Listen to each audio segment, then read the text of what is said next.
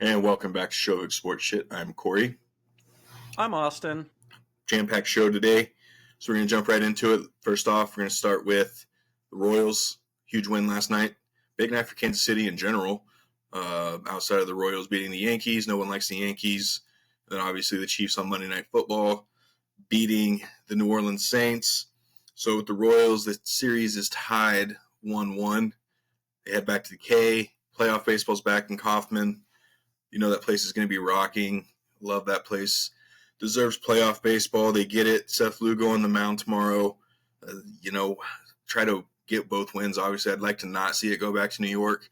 I think they split in Kauffman. I really do. I don't know who their Game 4 starter they're going to go with. Do they go with Garrett Cole, or do they save Garrett Cole for Game 5? Either way, I know it's going to be rocking, and I know Bobby's going to get back on track at home. 382 hitter at home on the season. Not a good start for him in New York City. But here we are. Do you have anything to add about the Royals-Yankees series outside of fuck the Yankees? No. That was essentially all I was going to say was fuck the Yankees. I am excited to see playoff baseball at the K. I might be a little biased, but I do believe Kansas City has the best sports fans. Loudest stadium in football. I've been to a playoff game or two at the K. Way back when they were good for a year or two. And that place is crazy. It'd be nice to be able to see it consistently, but obviously I hope the Royals pull it off, but honestly just seeing the K rocking for a few games for October baseball, that's enough to get me excited. So, obviously I'm not a Chiefs fan, but it was an awesome moment last night after the Royals had won, and then the "Let's Go Royals" chant starts echoing through Arrowhead, Jihad Field. So again, dude, that's a fucking awesome moment for the city. Obviously Patrick Mahomes, face of football. Bobby Witt's well on his way to being the face of baseball. I know a lot of people are going to say fuck Kansas City just based on that, but at the end of the day, not very many cities can say that they have two of the best players in their sport. And also at the same time, they even mentioned on the TV last night that the Royals could possibly start make a Chiefs run, and that would be absolutely awesome. So again, they're back at it tomorrow at the K. Seth Lugo versus some Snyder guy, I think, or Clark, whatever. I don't care. Either way, I'm watching. Clark Schmidt. There you go. So yeah, let's take care of tomorrow and then worry about Thursday after that. So let's dive into some football shit real quick. That's not the Chiefs. Well, it's kind of Chiefs Broncos. So Bucky Brooks, NFL Network guy, came out with his top 10 power rankings. I'm going to start with number 10, and we'll go to number 1. Number 10, he has the Cowboys. Number 9, he has the Broncos. Number 8, he has Buffalo. Number 7, he has Atlanta. Number 6, he has Baltimore. Number 5, he has Washington. Number 4, he has Houston. Number 3, he has Detroit. Number 2, he has Minnesota. Number 1, he has Kansas City. You already know why I brought this up. You already know why I brought it up. I was wondering. I'm like, why are we going over that? Before, I had no idea why. And then you said the 10 was Cowboys, and I'm like, okay, so why are we not? All right, whatever. I'll let you have your moment. Like, enjoy this. There's a reason you wanted to. Well, and here's the deal. Not yet, right? Like here's the deal. Not yet. 3-game win streak, cool. But yeah, no, not yet. Now, if you go out, beat the Chargers, go out, beat the Panthers, and then the Saints, now you're sitting 6-2 before you get to Baltimore and Kansas City. Okay, maybe we have an argument, but no, not yet. I would maybe borderline top 10, like 12 or 13, right?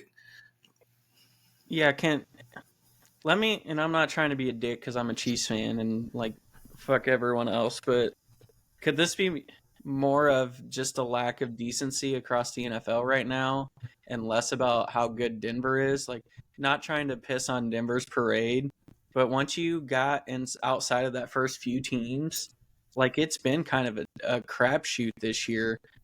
So like not trying to shit on Denver's parade. Like if you're a top 10 team, you're a top 10 team. But could it be more of it just says how the rest of the NFL is currently sitting? Well, it could. I mean, but you look at Denver started the season, 3 of their first 4 are on the road, and they finished that 4-game set at 2-2, winning those 2 games on the road. Back-to-back East Coast games.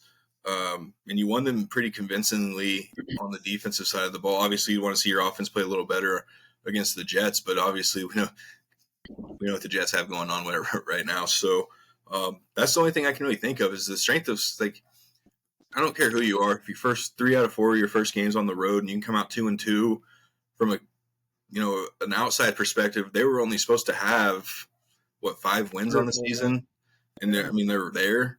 I'm not taking away from what they've completed. I just, as far as putting them in a ranking, like what they've done is impressive. But I think because even the Cowboys are dog shit. Let's be honest. Like, yeah, they beat a Steelers team, but how good is that Steelers team? So it is impressive what they've done, but I just think as far as a ratings team, like rankings go, again, once you get past that first 4, I think there's a plethora of teams who are in that 2-3 and 3-2 range. That really just depends on your opinion of the team, to be honest with you. Well, then you got to look at who, like the underperformers. The Niners underperformed. The Bengals underperform. Eagles underperformed. Eagles, yeah. But they still have the Bills at 8, but they've still kind of underperformed. They had a hot start, right? But outside of the teams that they were expecting to have hot starts, I mean, I know it's the Browns. Everyone knows they're dysfunctional, but they still thought they were going to be better. They had a full offseason with Deshaun. He did preseason training camp, whatnot. He's been with them now. So the Browns are supposed to have a good defense. Like exactly. They're supposed to be able to ride. And then obviously with Miami, what happened with Tua, they were supposed to be a little bit better. So, I mean, I think were supposed to be better. Who? Jets were supposed to be a contender. The Jets were supposed to be, absolutely. I mean, you and I didn't think that, but the national media expected them to be, and they still could be. Again, we're 5 weeks. Yeah, this is just his power rankings through 5 weeks. But I mean, I think it does go to your point of, I mean, a lot of this just hasn't been very good. But you've had more teams that were expected to perform a little better. I don't think it's hard to think the Bengals are going to turn it around as bad as their offense is peaking a little bit, but their defense is just cheeks. They lost, I think Dax Hill's out he just tore his ACL, so that's a huge hit. Cam Taylor Britt's a terrible corner. He's not awful, but for how much he runs his mouth pair that with his play on the field, then yes, he is dog shit. He's actually not awful, but I think I think I mentioned it to you either this weekend or last weekend, where I think the first mistake they made in their downfall was letting Jesse Bates go. Captain of their defense. Like that. Yeah. Yeah, so I agree with the Bengals. They are talented and they get to play the Browns a couple times. Like, they have a couple easy wins you can't say anything's easy, but if I had to pick one of the underperforming teams to turn it around, it would be the Bengals. Yeah, and it's 5 weeks in, right? So you still there's just a lot of things that can happen in the next 13 weeks. 12 weeks, but 13 weeks, obviously, with buys and shit that happens with buys starting. So, I don't know if I'm completely sold on I think it's going to be the 49ers. I think they'll we pointed out, we were watching their game the other day, right? Like, how shitty they start out. Like, this is normal for them. And then they just automatically snap their fingers and they go. Yeah, that stat where everyone's freaking out, but then they put up a stat where it's like 2 and 3 through the first 5 games for like the 7th time in the last 9 years or whatever, and we're like, oh, so this is normal. Yeah. So okay, I'm not freaking out on them either. I don't even know if they can. I guess they are underperforming by now, but they're still one of those 500 teams to where I don't even know if they would be considered a bounce back candidate because that's they true. Don't really get a bounce back. Right. They're not the Jags or the Bengals sitting with 1 win or something and freaking out Niners can lose a couple more games and be okay, but the Bengals and Jags, maybe one more loss, and then you have to win the rest. Plain and simple. Especially the Bengals and Jags in the AFC, like, you got to get your shit figured out. NFC, you could probably get in a wild card with 6 wins. Well, then we got to look at the other teams in the top 10 here who could fall off. I mean, the Falcons, maybe. You don't know what you're going to get with the Bucks, but then again, Atlanta still has all the pieces there where they could easily move up that list. Baltimore seems to have somewhat of it figured out with how they're going, and obviously their defense is always going to be fairly good. Kyle See, Hamilton. that might be the problem, though. Their defense is kind of booty cheeks. It looks Well, like they're yeah, going to rely on their offense a little more than usual, and that should actually terrify people.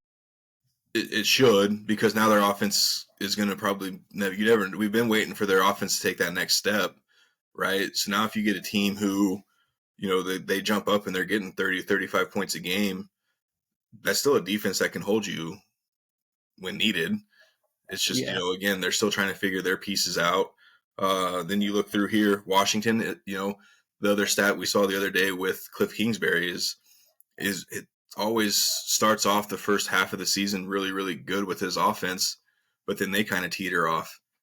I'm curious on what his numbers are as a OC, though.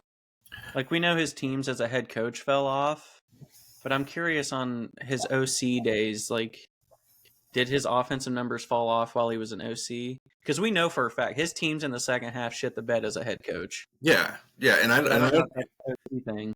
And I don't think they're going to fall off that much, just because I think, they're going to have some tough division games, right? I mean, it's the NFC East. They're still, and plus it's still division games. So, I mean, you still have to look at them at that. The Vikings, are they going to do what they did? They're weird, okay? Exactly. They make no sense. So it's like, do we expect them to stay? I don't know. I mean, the Lions and Vikings both in the top 5. Packers are still pretty decent, right? And then Caleb Williams and the Bears are kind of starting to figure stuff out a little bit too.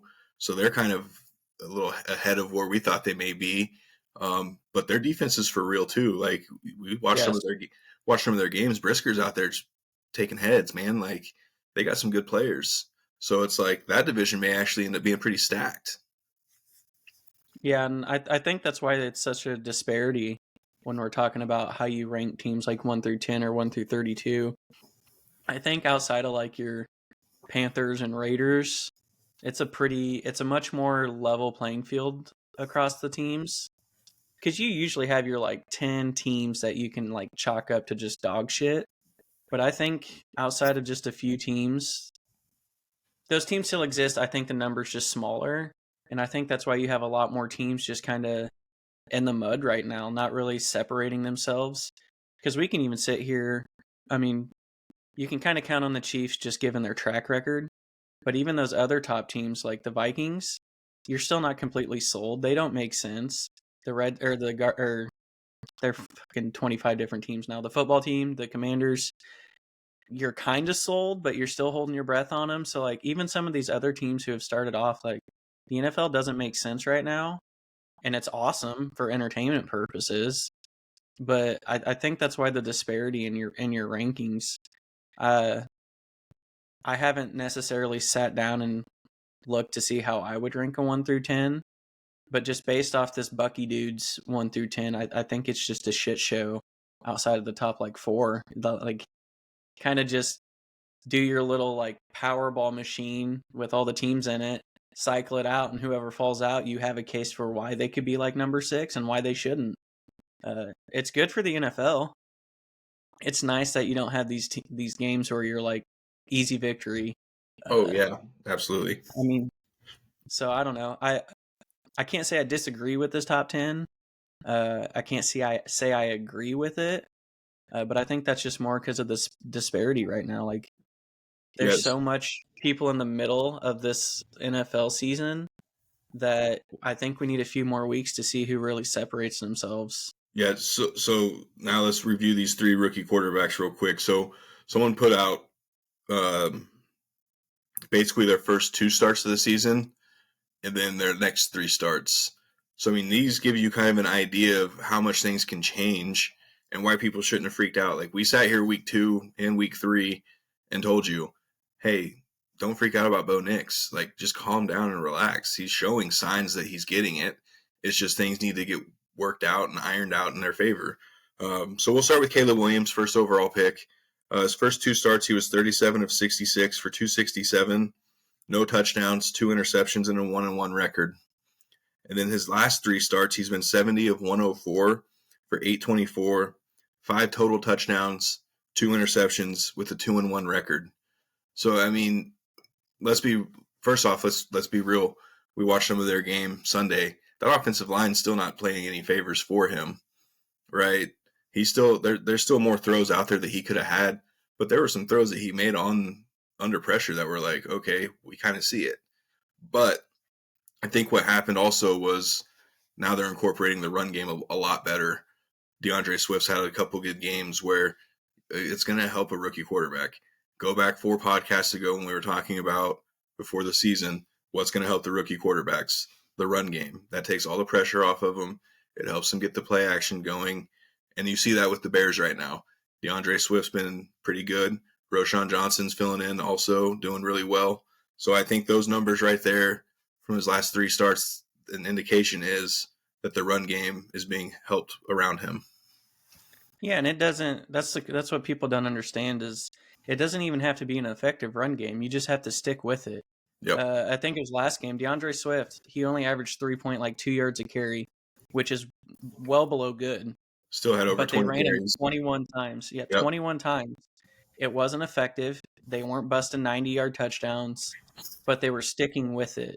Now, the opponents matter a little bit in these numbers too, but at the end of the day, if they're able to just stick with the run like that, there's no reason Caleb Williams won't be able to continue progressing how his numbers have been. So you just have to stick with it. In the last couple of weeks, like you said, the Bears have. They've stuck with it, and you've seen a little bit from Caleb. Now, Caleb still has a lot to work on. His offensive line, like you said, didn't do him any favors. But there were many plays we saw where he also just didn't pull the trigger. And he stood back there for way too long and then kind of ran around in circles when he didn't have to and caused issues for himself. So, like, there's still growing pains. But I think we've said it so many times, and you even mentioned it a couple minutes ago. Just look for progress. You have rookie quarterbacks. Like, they're not – the C.J. Strouds are the outliers. Don't expect that.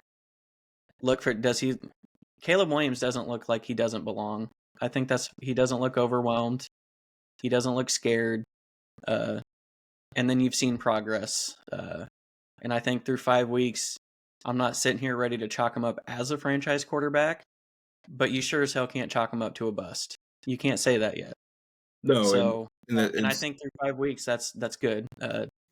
There's been quarterbacks through 5 weeks where we've been like, this dude's not going to make it. Like, plain and simple, you're not good. A la Bryce Young. God. So, yeah. And you know, I don't know. I think there's a lot of good with Caleb, and I'm not a Caleb Williams fan, so don't think I'm saying this because like I'm some homer. I actually don't like Caleb Williams, but I think he's looked pretty. He's made some throws, like you said, that were not just anyone can make, and there's NFL quarterbacks who couldn't have made them. So I agree. There's progress. No reason to panic. No reason to get overhyped, but just be happy with what you've seen.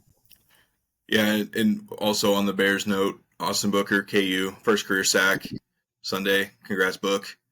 Love to see it. It's beautiful. But yeah, I like Caleb Williams coming out in the draft. I still wasn't sure with the Bears just based on who their staff was. And I still am not 100% sold that this is going to be the staff that's going to be for him. Again, long season. If they keep at this trajectory, the coach should probably be safe. I still do think that Lincoln Riley and or Cliff Kingsbury do end up in Chicago as the head coach. If not this year, maybe next year. I don't see them taking off or doing anything under the current staff. But again, I could be wrong. I just think that, here where we're at now, I think that one of those two are going to be it. So let's move on to the number 2 overall pick, Jaden Daniels. Obviously, we know the start he had. Obviously, he was a little crisper than the other two. So in his first 2 starts, he was 40 of 53 for 410 yards, 2 total touchdowns, no interceptions, and a 1-1 record. And then his last 3 starts, 61 of 78 for 725 yards, 6 total touchdowns, 2 interceptions, but a 3-0 record. Yeah, dude, he's been absolutely fun to watch. I still personally don't like the amount of running they have him doing. I hope as the season progresses that they cut that back a little bit. I mean, he's even said himself he's not wanting to run. But at the same time, he has ran. Again, good talent. I'd still love to see him cut back on the runs a little bit. And then him and Terry are starting to figure out that deep ball. And that could be something as you get, the season ramped up more. Yeah, and I think it's something that he can control because outside of the red zone, I don't see a lot of designed quarterback runs, which is good because you need to be choosy with your quarterback designed runs, and the red zone is the right place to choose that. And they're not having them go between the tackles. It's like quarterback outside zones or speed options or something like that, which is good. But I think the scrambling and running on his own that'll become less and less the more comfortable he gets as a passer. I think he's done a really good job of kind of relying on his legs a little bit to keep the offense rolling. But like you said, the last few weeks, he's been that deep ball with him and Scary Terry have been slowly connecting. I think they need a couple other receivers to step up to really help this passing game. I think, are they the ones with Zach Ertz? I think they have Zach Ertz, yeah, right? Zach Ertz, yep. Yeah, and so he's becoming a little more of the game plan, kind of over the middle, kind of short to intermediate routes to help out. They just need one more receiver, I think, to really help that passing game. I thought it would be Eckler. They're not really using him as like a true like slot receiver, like I thought they might a little bit. And that still could come. They may not be empty in the playbook right now, but as far as Daniels go, you could have drawn up like what you thought a perfect start to a rookie quarterback career would be, and I still don't think it would have been this good. Rookie quarterbacks can make plays and look electric, but this dude's having like 80% completion percentage, not really making a lot of bad turnovers. It's been unreal. Again, I'm still not ready to crown him a franchise quarterback, but he's the closest one you could ever say after 5 games. So their defense is slowly coming into form under Dan Quinn, so I wouldn't be surprised if this next offseason doesn't hammer out playmakers and offensive line for him.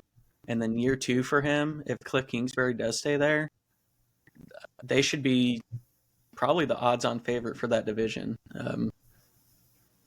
So that's about all you can ask for from year 1 from a rookie quarterback is you're already looking at playoffs this year, bare minimum wild card. But year 2, really being able to kind of step up and become a legitimate contender, that's literally what dreams are made of when you take a quarterback. So kudos to them. It really isn't. It can't get any better for him. So he has been fun to watch. I enjoy watching him, and I will continue to enjoy watching him. I just hope they don't, like you said, I hope they don't RG3 him. That's not what I want to see. So be fun to watch. Yeah, and I think we had discussed, while we were watching games the other day, that we may have been a year or 2 behind on what we thought for the Commanders. If you go back and listen to some of our off-season talk, we loved the pick. We did. We loved the pick. We just didn't know what the rest of the roster was going to shape out to be. But we knew that at some point in the next couple of years that they were going to turn it around. It's just the start that they've had right now. We were off on that one. So, yes, we know we were off, but at the same time, again, it's through the first 5 games. We don't know what the rest of the season holds, but your eye test tells you that they should be okay in their division. And again, would not be us if we didn't shout out Dorrance Armstrong again, KU defensive end. Another huge week of games for him. Dorrance really, really, really, truly loves being in Dan Quinn's system, and Dan Quinn loves Dorrance Armstrong in his system as well. So again, we see good things from the Jayhawks in the NFL. We give them a shout out because their real team that is currently the KU Jayhawks isn't going to be brought up here. So let's move on to Bo Nix. Yeah, Dorrance has had at least a half a sack in 3 straight games now. So it's not even, we're not even being biased when we say it, but he has a legitimate shot at being a 12 to 15 sack guy. And that just goes to show that what you said about him and Dan Quinn, like sometimes marriages are perfect, and we're not just talking about quarterbacks and head coaches or OCs or anything. Like any position, sometimes a perfect marriage is a perfect marriage, and Dorrance and Dan Quinn are that. So yeah, obviously rock chalk, but he's also a legitimate NFL pass rusher with the stats to back it up. So, and the Cowboys would love to have him right now. So, So again, yeah, we'll keep an eye on how Austin Booker does, and as well, Dorrance Armstrong. There's others out there, Pooney and all those guys, but Pooney's not out there getting sacks. Hopefully, he's not giving up sacks either. But so again, shout out to those guys. All right, final quarterback we'll review before we jump into the Chiefs Broncos review. Bo Nix, obviously, a lot's changed in the last 3 games. So his first 2 games, he was 46 of 77 for 384, 1 total touchdown, 4 interceptions, and an 0-2 record. In his last 3 starts, he's 56 of 88 for 482, 5 total touchdowns, 0 interceptions, and a 3-0 record. Again, like I had told you guys, Bronco fans, you just need to relax. He's still not there. He's still not there. He's obviously like the other quarterbacks. He's got a lot of things to work on as well. Well, his receivers also have a lot to work on as well. Also, I know he said he overthrew Troy Franklin in the end zone. I've seen the replay multiple times. He is lying to you. Troy Franklin dropped the football, but that's being a good teammate. Take the heat off your friend. I know at the end of the day, you're going to always take the heat. You're the quarterback. That's cool.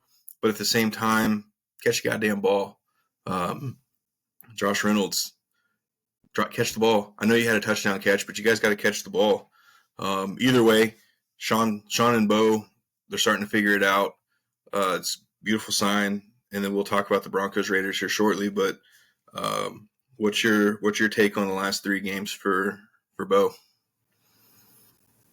For this one, I'm not even going to talk about stats or how he's looked. I think by now, if you've listened to us quite a bit, I'm not necessarily a statistic guy or like agree with the experts. I think my favorite thing I've seen from Bo Nix, it's going to be kind of an intangible thing, but my favorite thing was him yelling back at Sean Payton on the sideline. It's hard to explain why that's my favorite part. Typically, as a rookie, you would kind of see a dude who's just trying to earn his spot and kind of stay in place and know your role. Kind of the Travis Kelce thing, like know your role, shut your mouth, jabroni type situation. And people can freak out about it all you want and be like, oh, that's Sean Payton's going to hate that. And that couldn't be less true. That's the shit Sean Payton likes. Loves it. That moment, I think that moment alone progressed this quarterback head coach combo 6 or 7 steps. It wasn't one of those where they were yelling at each other because they were truly angry. It was just 2 dudes who love football and who want to win and who are competitive, just getting in a heated voice-raising battle. Well, not battle, but conversation on the sideline. I love that. I'm not a Denver fan by any means, but when I saw that, I was just like, this is the right marriage. This is the right combo. I don't know if you're going to immediately see it, but that little moment alone made me believe that they got their right quarterback. Whether you see it at some point this year or you still just see slow progress this season and then it really blossom next year or something. But after I saw that little moment with them on the sideline, I was sold on them having the right coach and quarterback. So I know that really has nothing to do with like arm talent or IQ or anything, which none of that's ever been doubted with Bo Nix. I think one of the things you could say about him is you don't know how passionate he was. Because at Oregon, he kind of did just go through the motions, make all the plays, do the right thing. But kind of seeing that passion, that's an X factor. That's something you can't coach. You either have it or you don't. And Bo Nix proved that he has it. So say what you want about the stats and how he's looked, but it was that moment right there where I think that was a page turner. Yeah, so I was listening to some other Bronco sports talk throughout the last couple of days, and one of the guys pointed out that there was a similar situation last year with Russell Wilson and Sean Payton, but Russ kind of just took it. I'm not saying that doesn't make Russ any less competitive than what he is. The dude's been to 2 Super Bowls. He's great in his own right, but I think in that moment, Sean was looking for him to show a little fire, like show a little passion, do something. Like, this is me trying to get you worked up, and you're just gonna stay calm. I kind of think that was the moment I kind of felt last year. I was like, damn, didn't even really look at it that way. But then they go back to Sean Payton was laughing about it after the game. He was fucking eating it. He loved every minute of it. So I mean, I'm with you on that. That's gonna show. That shows Sean. Yeah, fiery dudes love fiery dudes, and it's none of it was disrespectful. None of it was trying to be immature or out of line or out of pocket. It's just when you have a sport like that is as intense as it is, and you have people who are passionate, you want those same kind of people around you. So Sean Payton was eating it up because he was like, "Fuck yeah, I have my guy." Yeah, now It may not look like it right now, but this is my guy. And now Sean sounds like he loves football again. Like, he's like, oh shit, I got it now. Like, this is the guy I want leading this team. And then whatever narrative whoever puts it out there that the team didn't enjoy it, that they're lying to you. The team loved Bo Nix doing that to their coach because they knew it wasn't ill-willed or bad intentions. But that's the guy that they want to play with now. They're going to take that extra step, and they're going to try a little harder. So as a Broncos fan, dude, sign me up for that. I don't want everything to be perfect. I've seen Travis Kelce legit chest pump Andy Reid, and they didn't think anything of it. I've seen Patrick do the same thing to his coach. He's yelled at Matt Nagy countless times. They don't care. That doesn't mean they hate them. It means they do care. Exactly. They're just competitive. I want my quarterback to be competitive. I told you guys when Denver drafted him, there's things that, yes, I do want to see. There are things that I'm starting to see now that I'm like, we're not going to win a Super Bowl this year. We might not even make the playoffs this year, but we're close to being a playoff team. We're still probably a few years away of even considering Super Bowl, but we don't care. Get us to a playoff. Start building your foundation. You're going to have good salary cap next year. You can start keeping those pieces together. So, yeah, sign me up. I want to see him do that to Sean Payton more often. Apparently, the whole thing was Sean wanted the play call to the boundary. Both flipped it, and then that ended up causing, it was a drop pass. But Sean said that, hey, I wanted it to a boundary for a reason. It was a 3rd down or something, 3rd and short, but Bo wanted to take the shot. But Sean said, that's fine, but he's got to learn that there's certain things that I'm going to want to have my way. He'll get his calls. He'll get what he wants at some point. There's just certain times where if a coach is going to call a play, keep the play call as called. So at the end of the day, Sean didn't care. He loved it. He had a good laugh about it, and it's something, winning changes a lot of things, right? Like, you're on a 3-game win streak. You fucked that game up last week. It's probably a different story this week. Like, oh shit, Bo's yelling at Sean. Like, oh boy, like, uh-oh. But look at the Chiefs. Chiefs haven't been playing their best football. So offensively. Well, yeah, and we'll get to that here in about 2 minutes.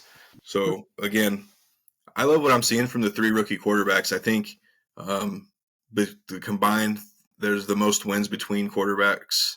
I think it was at 10.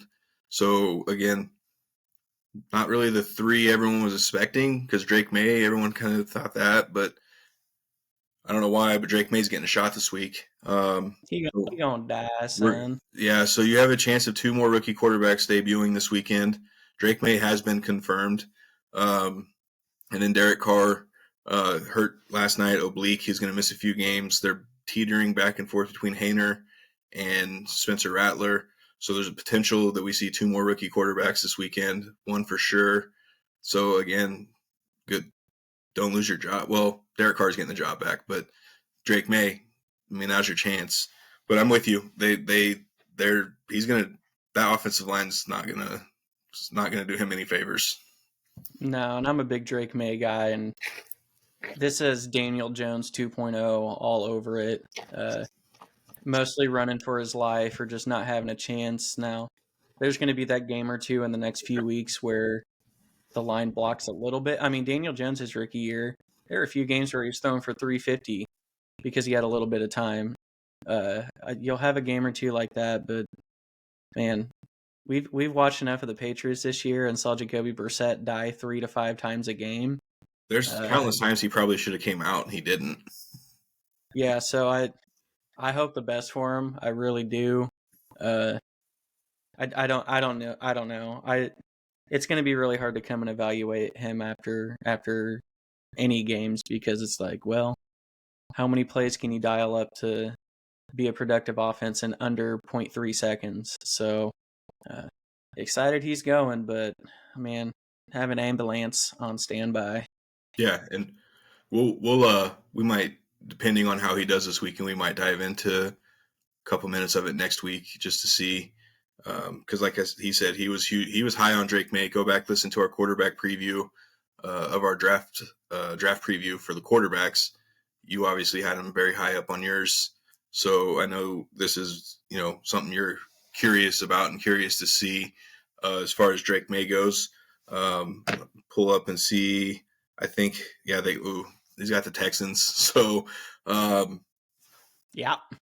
Yeah. That just made Josh Allen go like 9 of 33 in a game. So, yeah. It looks like they have a bye. So, I mean, I guess, oh no, they have the Jaguars in London next week. That would have been way better. But. Do you want to debut him in London, though? That would have been, maybe after the bye would have been smarter. Yeah, well, maybe. I mean, who knows? So, that's our review of the rookie quarterbacks this year for the first part of the season. We'll probably do another dive into them at the halfway point just to kind of see where they're at. It's been kind of fun to watch how the first 5 weeks have panned out for them. Obviously, Daniels has kind of led the race as far as rookie of the year goes.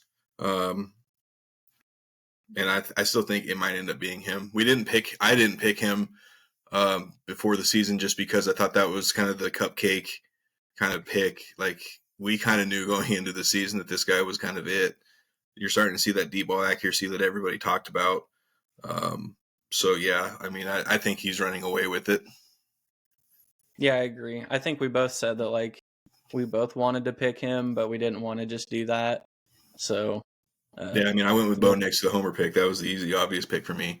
So, all right, let's do some week 5 review. We'll start with Denver. Chiefs played last night, so we'll start with Denver first because they beat the Raiders. It's a beautiful day. Anytime you can beat the Raiders and their stupid fan base, it's beautiful. Didn't start off very beautiful, though. Down 10-0 really quick. I was pissed watching that. I was like, oh, sweet. We're going to wear these sexy-ass uniforms and we're going to just look like absolute dog shit to the Raiders. Anybody else, cool. Not the Raiders. You already had an 8-game losing streak. I was, whatever. So then, huge. I mean, obviously the turning point was Pat Surtain's 100-yard pick six. That turned everything around. Could have been 17-3. Instead, it's 10-10. And then your defense locks in, realizes who they're playing, knock Gardner Minshew out of the game. Not because he hurt. They just benched him. So Gardner Minshew he finished the game 12 of 17 for 137, 1 touchdown, 2 interceptions. Let's see, their run game. Amir Abdullah had 5 carries for 42 yards. I didn't know he was still playing, honestly. I thought he was Madison the whole time. I knew White was out. I mean, we saw before the game that he was hurt, so he wasn't playing. And then I was looking through the box score, and I was like, Amir Abdullah, 5 carries, 42 yards. Why did you not give him more carries? Like, he was gashing. 42 yards and a touchdown. So, yeah. And then obviously the play that kind of, the Raiders started with that bomb to Brock Bowers. Homer, I think he shoved P.J. Locke in the back, but it is what it is. He still got a touchdown. He mossed him. Some will say the Chiefs paid the refs. Yeah, Chiefs paid it. So Bo Nix finished the game 19 of 27 for 206 yards, 2 touchdowns, no interceptions. That was probably his best game throwing the football. Decisive, quick. Outside of the bomb to Troy Franklin that was dropped, that could have padded the stats up a little bit more. I think the main thing was we ran 28 times as a team for 109. So it was almost a 4.0 average. That's, again, we kept talking about it. Sean seemed to pull the trigger rather quickly on the run game the first couple of games of the season. We were all begging him to stick with it. So again, you're getting almost 4 yards a carry as a team. Keep going. Javante's starting to slowly figure it out. 13 carries, 61 yards for him. A couple angry runs. It was good to see him do that. And then your receivers, Javante led it, obviously 5 catches, 50 yards. But, you spread it out the rest of the way. So, overall, offensively, it was a great game. But, again, this defense is legit. I love what I'm seeing from their defense, their pass rush. Vance Joseph has something going right with this team. Our D-line's getting outstanding pressure. Zach Allen continues to get to the quarterback, which I think you had made the comment of how he's not, not someone you would expect every week. But when you put him with Malcolm Roach and B.J. Jones, those guys have been doing really well. And that helps out Jonathan Cooper and Nick Benito and those guys. And then obviously Vance is starting to trust those guys to do their job, which is why you're seeing Pat and the corners have so much success in getting the interceptions and the turnovers. So what was your takeaway in a beautiful, beautiful Raiders loss? Yeah, my takeaway is the Raiders lost. It almost feels as good as a Chiefs victory. So I want to thank Denver for that. Nothing makes me happier than them being dysfunctional and sucking. So thanks for that. But I think you were hit it all on the head. They ran the ball a little bit more, still not super duper effective. But the volume was there. I think Bo Nix probably did look a little better. I think he's looked good. Him personally has looked good every game. They've had a lot of drop issues and all that. That seemed to be cleaned up a little bit, so that's helped. But I don't think they're going to be the chump team. I think they're going to be closer to what you and I thought with the 7 to 10 wins and not the 3 to 5 wins. Which is awesome. You want to see that. It sucks for me. It'd be cool if every team didn't win a game in the Chiefs division. But from a realistic standpoint, they look, I don't want to say good, but they look like a football team, which that's so many steps ahead of where we said anything about them last year. So he's looked good. They're sticking with the run. Somehow that defense is good. On paper, outside of Surtain, they don't really have names. But that could also be why they're good. There's no egos. There's nobody crying about anything, playing time, usage, or anything like that. Just a bunch of dogs. And sometimes that's really all you need. And honestly, that's what Sean Payton loves. So you can kind of see the roster construction starting to be more of what Sean wants. And you're starting to kind of see the outcomes of that. So, because let's be honest, Zach Allen's always been a pretty good player. But I feel like every time we see any Denver games, he's fucking dominating. He's playing at an all-pro level the first 5 weeks. He's up there with Chris Jones with QB pressures. Yeah, and it makes no sense, but those are what make average to decent teams good. You have to have we've said it about the Chiefs where we have our stars, but it's always been the Karlaftises and the Mike Pinnells and Leo Chanels that have really made the difference, that have taken them from being a really good team to a great team. Well, it's no different than having those players on an average to decent team and makes them a good team. I don't get it. Zach Allen is always dominating when we're watching, which is awesome, but they don't have a lot of superstar power on the defense, and I actually think that's one of the reasons they're pretty good. So PS2 is probably the best corner in football, so we could say they don't have superstars, but they do have one who's probably the best at his position. Again, you can probably debate it with him and maybe 1 or 2 others, but he's at least a top 2 or 3 corner. So, I think there's no reason to think Denver can't rattle off another handful of wins this year. Just given what you've seen so far, I've said it to you a lot of times. They've been competitive in every game. So, I mean, you're competitive in every game. So if you pull those out, there's no reason to think 6, 7 more wins is possible if you pull those games out. Yeah, and I'm starting to not enjoy PFF, so I'm not going to probably bring him up much more throughout the season. But I will say that they had Pat Surtain, number one corner, and then Brandon Jones was the number one safety. I'm not sure if he's still there, but he did have a good game. So again, that was a solid pickup. And if you guys go back to when we had Matt on and we were talking about the Broncos, we said that this roster is better than what some people were saying, and we kind of highlighted the defensive line. Now they have issues at linebacker. We knew that. Then Alex Singleton gets hurt. That doesn't help. But Justin Strnad played 2 great games filling in for him. He led the team in tackles, so he's filling in for Alex Singleton just fine.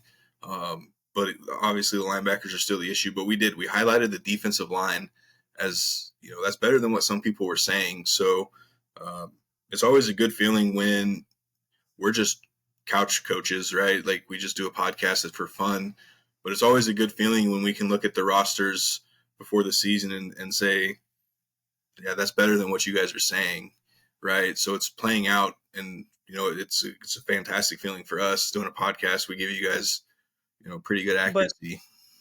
But you got to think, like, when you read all the experts and stuff, they're either one being biased for the team or against the team. But they're also looking at rosters as far as superstar power goes. They're not looking to see who's just a really good player. If you're not a superstar or kind of a pro bowler, then they kind of just assume you're not a good player. And that's not the way you and I think at all. We actually prefer and enjoy and like kind of those X factor players more than we do the superstars. So I think that's why we're able to look at these and be like, okay, like I just said, they're not a bunch of superstars on your defense. Plain and simple, they're not. But it is a bunch of really good football players, a bunch of people, Sean Payton's people, and it just goes really well. You don't have to be loaded with superstars to be a good team. Plain and simple. No. We can look at it this way. The Niners, fucking loaded with all pros on both sides. They're struggling a little bit. Doesn't mean they're bad or won't be there in the end, but at the end of the day, like, a bunch of really good football players make up a really good football team. And I wish people would notice that more. It's, oh no, we lost a stud pass rusher and we only have a 10 sack dude to replace him. Well, 10 sack dude is still really fucking good. Yeah. Okay, he's not an all pro, not $100 million guy, but like, there's nothing wrong with being a damn good football player. And I think that's where Denver's at right now. Obviously, over the next couple of years, some of these dudes might turn into that superstar caliber and level just out of natural progression. But I think that's where Denver's at right now. They're a roster full of good people, and being competitive in every NFL game through 5 weeks shows that. There's only a handful of teams who can say they've played competitive football all 5 games, and Denver's one of them. So, superstar power or not, look good on paper or not, they do just have a bunch of good football players, and you're seeing there's nothing wrong with it. Yeah, so they got a home game this week against the Chargers. Chargers coming off a bye week. Give me your score prediction. Broncos Chargers, is that what we said? Yep. Where's it at? It's in Denver.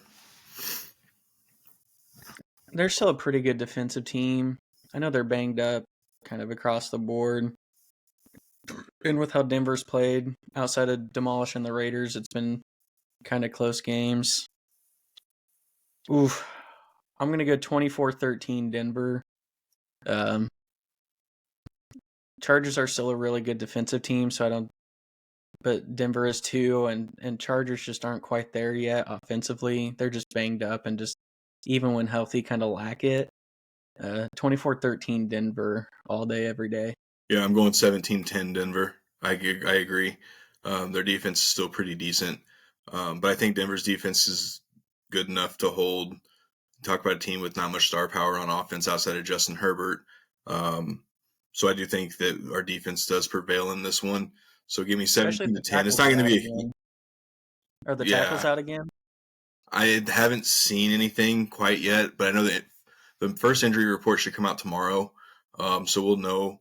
I'm going into it with that they're probably still going to have them, but they're not going to be 100%, obviously, which does factor into me taking them 17-10, or taking the Broncos 17-10. So 17-10, go to 4-2, get ready for Thursday Night Football. Should be a fun time, and so we'll talk about that next week. Let's dive into the Chiefs. Getting another dub. Again, big night for Kansas City last night, baseball field and on the football field. I didn't watch much of it, if anything, because the Royals game was on the TV. You had the Chiefs game on your phone, so you were able to kind of see a good majority of it. So let's kind of run through Derek Carr's stats real quick. 18-28, 165, 2 touchdowns, 1 interception, and then absolutely got blown up and hurt. Hopefully he's okay. Never want to see a guy get hurt. We like Derek Carr. We've always liked Derek Carr. We were actually super, super stoked that he's not with the Raiders anymore. So now we can actually openly admit that we like Derek Carr more. But he's still Derek Carr. And we talked last week about which Derek Carr was going to show up. You're spot on. It sounded like the first part of the game, the Derek Carr that I thought that was just going to have to chuck it, showed up. But then he did have a nice pass to Shaheed, which helped my fantasy team out, which I didn't really need those points. Anyways, dubs, but that's fine. Give us kind of your breakdown, since you were actually able to watch all of the game, basically. Yeah, and I think you made the point last night, and I kind of had a counter argument for it. How they only had, I think Kamara had 11 carries, and they didn't have many team carries. And my counter argument from just watching the game and kind of what I felt, and it was just the amount of plays were different. Saints were having a lot of 3 and outs, but kind of going back and looking at the box score, I think they could have ran it a little bit more.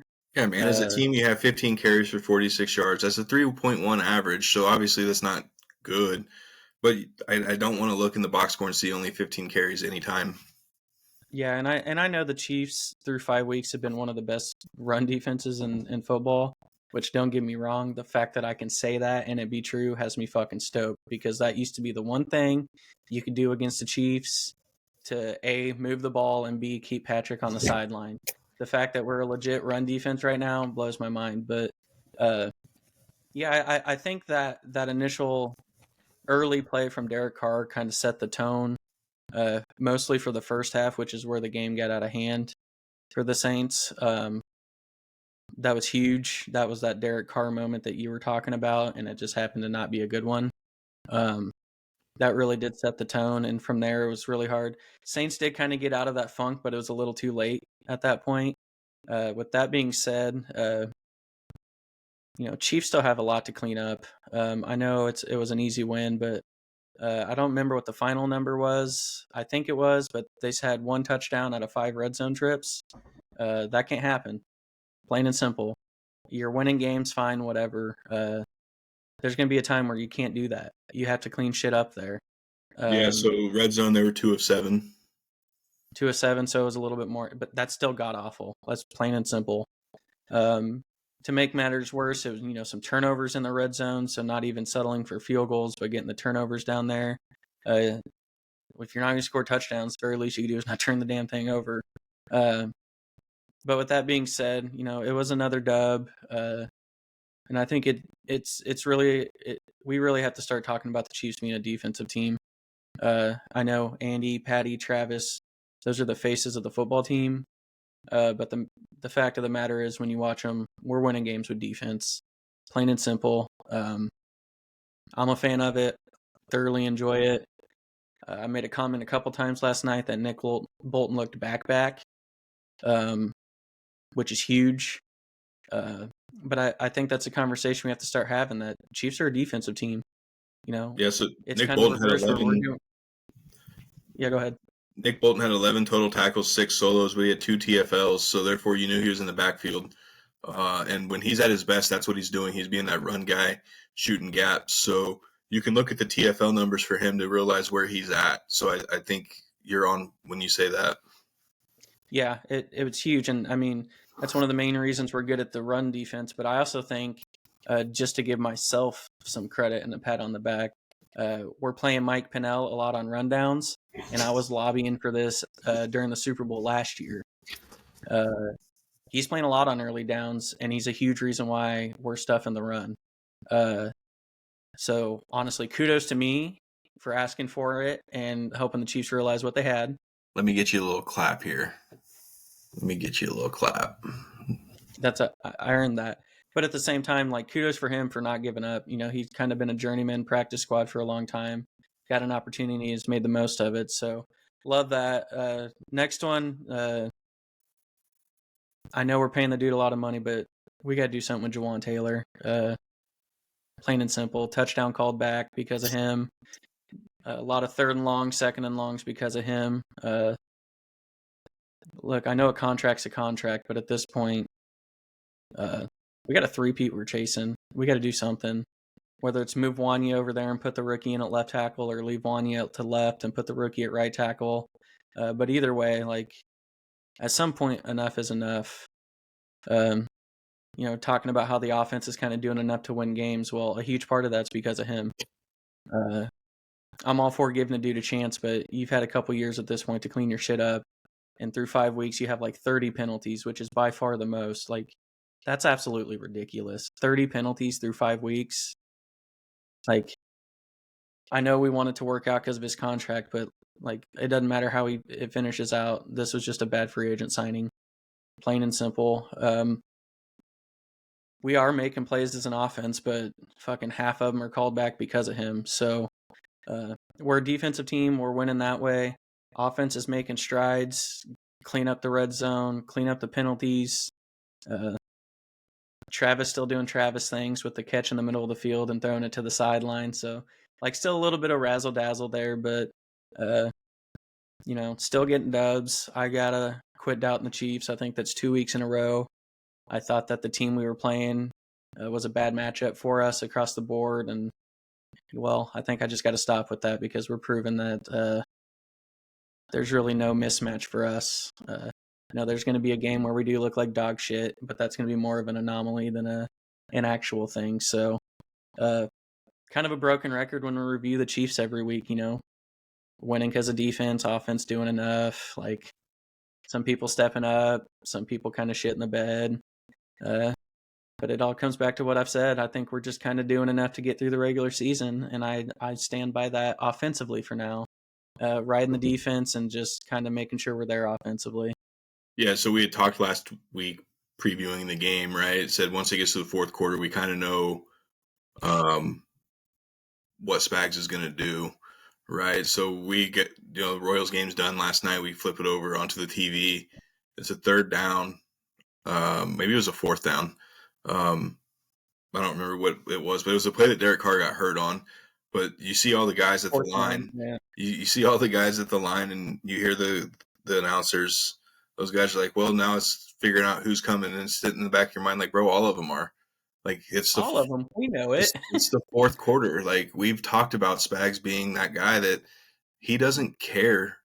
But if it's 3rd or 4th down, he's going to send it because he trusts the guys that you have on the outside. He's doing cover 0. It's always been that. And because he knows Derek Carr is going to throw to the wrong person. We talked about it. Yeah, let's not. He made a perfect throw, and he made the right read. Yeah, it was there. I don't even remember the dude's name. Tipton. Now, don't get me wrong, not an easy catch, but still, you have to make those plays in the NFL. So, like, Carr made a good throw, a good read, but, like, why the hell is it that person you're going to? Yeah, so it's just like you kind of know. You knew what it was going to be. So, I mean, no one was surprised. If we knew it, Derek Carr knew it because he automatically knew where he was going with the football. It's just he took that snap and dropped like 8 yards back immediately because he knew. Yeah, and that's how Derek Carr always has played, and that's what I talked about last week. Like, good Derek Carr is able to read this and know where he's going to go with the football, or he's just going to like freak, tighten up a little bit, and he's just going to chuck. So there's two things that he does. And last night he happened to chuck, and it was there. It's just the receiver, in that moment. That's a big moment, right? You catch that, you're set up pretty fucking well. So again, you got to put Olave or Shaheed out there, or anybody that's not a rookie. I'm Yeah, assuming I he's a don't know who it rookie. was. Maybe I don't know, but at the same time, it's just like, you have to do better in that situation. But again, with the way Spags has this defense, I think they're past the you look at the last couple of years, slow starts to the season. We haven't seen really that this year, right? It's been the defense literally from week 1 to now carrying the team, and your offense is just doing enough, which that's not a bad thing. Good teams do this. We talked about it all off season. Good teams find ways to win. Your defense just happens to be elite, doing what they need to do, and your offense is just getting by. That should have been a blowout last night. Let's call it what it is. That should have been not even close. You should have won 45 to probably whatever they had. You should have just blew them out. 2 of 7 in the red zone is not going to get it done. They have a bye week this week. They'll get right. They'll get those guys healthy, back on track. You're going to get some guys back as you get out of the bye. They're good. They're fine. It is starting to get to the point now you're kind of like, well, if not now, when for the offense? But I don't think you see that with your defense. As long as there's no major injuries on your defense and those guys, the same 11, and your rotation's going good, that defense is going to be just fine.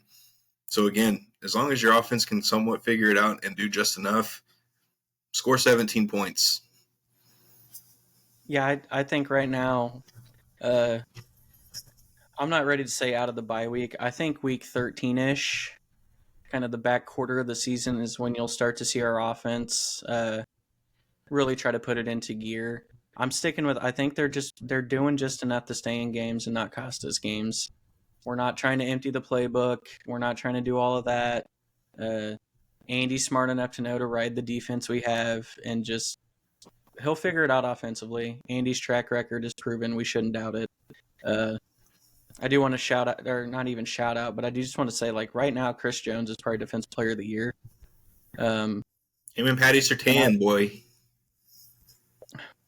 He's going to have to get up there a little bit, but again, lockdown corner, but people don't usually throw at him a lot, which it's hard to gather stats to. I mean, the reason Trayvon Diggs had like 100 interceptions that 1 year is because he also gives up 12,000 yards. So that's not the case with Surtain, but I was just kind of wrong on Chris Jones, plain and simple. Like, I know he's a good player, but every time in the past when he got paid, he kind of took a season or two off until it was payday again. Well, he was paid this time, and somehow he seems better. He's taking the torch from Aaron Donald. I mean, that's all it is.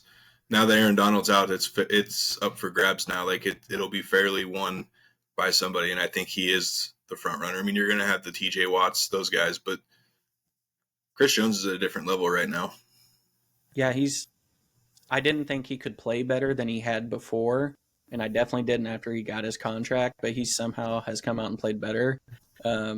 Yeah, I mean, you're going to have the Myles Garretts, the TJ Watts, the Bosa, Nick Bosa, obviously in the discussion, but like right now through 5 weeks, you go with actual sacks and quarterback pressures and like pass deflections and even tackles for loss, because he's even playing in the run game now. The dude is unstoppable right now. I don't know if it was the contract. I don't know if he really wants that three-peat or what, but that he's possessed right now. And it's kind of I'm enjoying the shit out of it. So, yeah, I agree. You're just going to kind of go through the motions, get dubs, maybe take a loss here or there, but Chiefs are what the Chiefs are. Kind of be more serious conversations about them once the postseason nears or gets here. Yeah, and one more shout out. Riley Moss, white cornerback, gets an interception for the first time since Jason Sehorn. So shout out Riley Moss. Hey, good episode today, but we got to end it on fantasy busts, sleepers, whatnot. I think we both went 1-1 last week, or you may have, I don't remember what yours was. I went 0-2. So mine, Josh Allen, was a bust last week. I was going to say he was a bust either way, but his fantasy numbers reflect that as well. I took a stab at that. I didn't really like the matchup with the Texans to begin with, but I still didn't actually think he was going to end up being a bust. So the fact that he was 9 of 30 and only finished with 15, I think, fantasy points based on his rushing and his one touchdown, the dude looked like straight ass cheeks. So I'm happy to be right on that. Absolutely wrong on Antonio Gibson. I just drank the Kool-Aid of him being the starter. Stevenson was back in 2 carries, and then we saw what happened from there. So I went 1-1 last week. For this week, my sleeper is going to be Rashad White. I think they finally started getting a little better of a mix with him and Bucky Irving last week. And I was able to see what the Chiefs were able to do on the Saints defense last night. So I think the Chiefs may have exposed something, hopefully. I know it's a division game, and things change a lot with that. Tampa Bay is on the road. But give me Rashad White as my sleeper. And my bust this week is going to be Amon-Ra St. Brown against the Cowboys. Honestly, outside of a couple, he hasn't really done – we're not used to some of the numbers he's done this year. He's not Sam Laporta bad right now. Sam Laporta is obviously not Sam Laporta of last year, but give me Amon-Ra St. Brown against the Cowboys this week as a bust. What do you got? Yeah, so last week I had Jaden Daniels as my bust. I was wrong, but he only got his projections by 0.4 points, so I wasn't that far off. My sleeper was Mike Williams. I'm just going to stay away from the Jets, period, plain and simple. So is Robert Saleh. Yeah, I fucked up, but true. So I was 0-2. I was wrong on him. I expected a little more from the Browns defense, but I think the Browns have just collectively folded, kind of closed up shop and packed it in. So sucks, but they are the Browns. So 0-2 with that. For you went bust first. See, I wanted Amon-Ra as a bust as well. I'm not going to double up with you, which really makes me have no idea who I want to pick. So I'll start. I don't even know who I could put as a bust. You know what? I'm just going to do, what's the matchup Thursday? Seahawks-Niners. Is that right? Seahawks-Niners, yep. Okay. This is going to hurt because I'm kind of a Niners fan, except out of the Super Bowl. I'm going to pick Brock Purdy as a bust. They're out of sync right now. I think Christian McCaffrey being out has everything to do with it. They've tried to adjust, which is weird because Mason has been a great running back. But I think through like the first half, he had like 6 carries last week. So they're kind of getting away from who they are, and that's not what Brock Purdy is either. He's not a drop back and throw it 50 times on his own. He's so well because everything's schemed up and set up. So they're out of sync. So I'm going to pick Brock Purdy to have an absolutely dog shit of a game. I don't even care what his projections are or what he's projected to finish. I think he's going to be dog shit because right now they're just out of sync. Give me your sleeper. I'll go sleeper. We all know I'm a Giants fan at heart, kind of a closet Giants fan. I've always, for some reason, liked Danny Dimes. Not my sleeper, but with that, I liked what I saw from the Tyrone Tracy at running back. Whether Singletary's back or not, I think Tracy has earned a lot more touches. And I believe they're playing the Bengals this week. I could be way off. I have no idea. But we mentioned how bad the Bengals defense has been. So I give me Tyrone Tracy. Like, if you have him or if you have a waiver claim in for him and get him or whatnot, like, absolutely feel confident putting him in your flex. At the very least, he's going to give you flex-worthy numbers, but I don't know. That dude looked pretty good last week. Awesome. That's actually like a true definition of a sleeper, honestly. Hey, great show today. Jam-packed. We got a lot of information in there. Good reviews of the quarterbacks. Then we did. Did you pick a sleeper? Huh? Did you pick a sleeper? Yeah, Rashad White. Oh, yeah, you started with your sleeper. That's right. Yep. That's right. So next week, hopefully we're talking about Royals moving on. Hopefully we're talking about them in the LCS against either the Guardians or the Tigers. And then we'll do a Broncos review and kind of preview some of the Chiefs' upcoming games. So, again, find us on Apple, Spotify, or iHeartRadio. Love all the followers we're getting on Instagram. Make sure you guys come follow us on Instagram at Showbook Sports. We'll see you guys next week.